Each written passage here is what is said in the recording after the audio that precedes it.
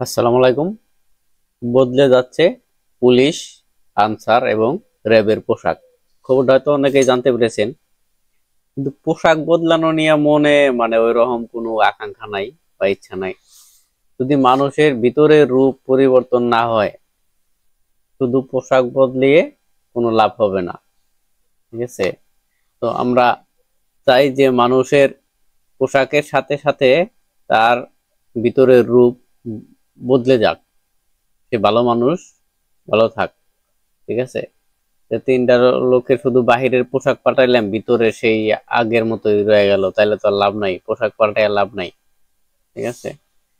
তো পোশাক যদি মানুষের যদি ভিতরের মনুষ্যত্ব পরিবর্তন না হয়, যদি ভালো না হয়, তাহলে শুধু রূপ বদলায় লাভ নাই। এটারে কয় খোলস। খোলস পাল্টাইলেও ওই সাপের খোলস পাল্টায়, আবার সাপ সাপই থাকে।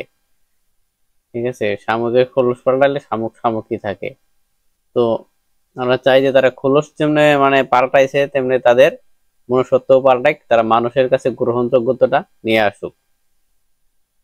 তো আজকের নিউজে যেটা জানতে পারছি সেটা হচ্ছে আপনার যে তাদের পোশাক পরিবর্তন হয়েছে। অতীতেও পুলিশের পোশাক অনেক পরিবর্তন হয়েছে, কোনো ফল হয় নাই। শেষ পর্যন্ত বদলে গেল পুলিশ, র্যাব এবং আনসারের পোশাক। আইন শৃঙ্খলা সংক্রান্ত উপদেষ্টা কমিটির বৈঠকে তাদের নতুন পোশাক চূড়ান্ত হয়েছে।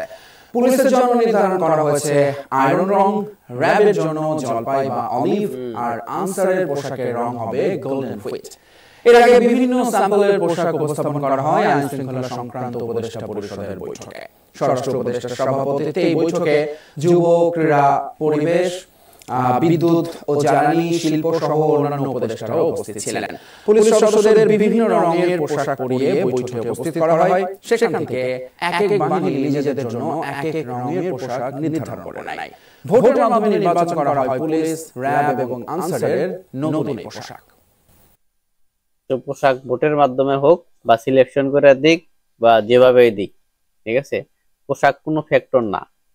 আমরা চাই তাদের মানসিক পরিবর্তন, চিন্তাধারার পরিবর্তন, উন্নত রাষ্ট্র, উন্নত দেশ, উন্নত সমাজ, উন্নত পরিবেশ।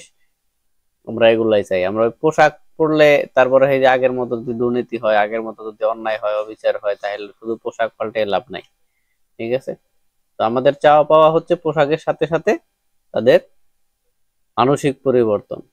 ধন্যবাদ সবাই, ভালো থাকেন।